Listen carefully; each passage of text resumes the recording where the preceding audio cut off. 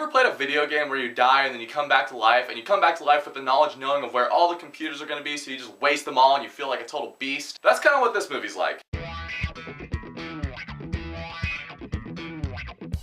Edge of Tomorrow. So Edge of Tomorrow stars Tom Cruise. He plays this high-ranking military officer. He doesn't really see a lot of combat. He doesn't want to see a lot of combat. Mankind is locked in this war with these machines that can predict everything that they're going to do. And then Mad-Eye Moody ships Tom Cruise's character off onto the front lines of a battle. He gets wasted in the battle and he wakes up and he can now restart the day over again. And that's pretty much the premise of this movie. It's Tom Cruise reliving the same day over and over and over again. Which could be really boring, but it's really not. I think Tom Cruise is great. There was a time when people kind of stopped caring about Tom Cruise, and I think in the last couple years he's really rejuvenated his whole career. You know, he did movies like Jack Reacher, Mission Impossible 4, Oblivion.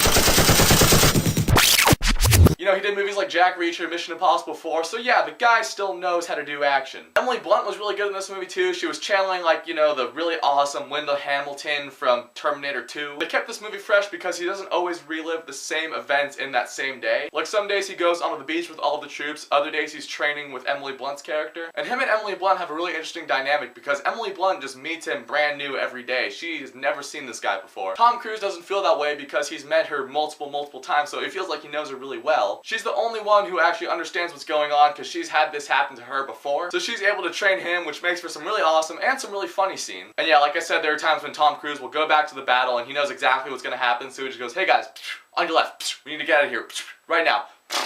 Those scenes are really awesome. What's great is that they don't overuse those shots, so when they do happen, you're sitting there and you're watching them and you're just like, oh, this is awesome. My only real issue with this movie came in like the last 20-30 minutes of the movie. You know, it's the finale, it's the end of the movie, they have to wrap up the whole thing, so he's not, you know, reliving the same day over and over again near the end. Because it's like, okay, now we actually have to get down to business and defeat the mother brain that's controlling all of these things. So it wasn't as interesting for me watching him when he's not living and dying and repeating, but I think it was still cool to watch. All the action was really well directed. You could tell what was going on pretty much the entire time, which you'd think, yeah, that should be expected of action movies. But for some reason, directors nowadays don't realize that, and so it's awesome when a director can see that and they're like, yeah, we want to show what's going on. We want to show Tom Cruise doing his own stunts and getting flung from a giant ship onto the ground. Nowadays, we're just swamped with prequels, reboots, sequels. It's nice to see an original movie in theaters, so I'm going to give Edge of Tomorrow an A-. It's a great action movie. It's one of the coolest movies I've seen this summer. Go see it and support movies like this so we're not stuck watching, you know, Pirates of the Caribbean 5 in 3D next summer. What's your favorite Tom Cruise movie of all time? You have to have seen at least one of his movies. Whatever that is, comment down below with that movie. And thanks for watching this video. If you guys like it, then click here to see more.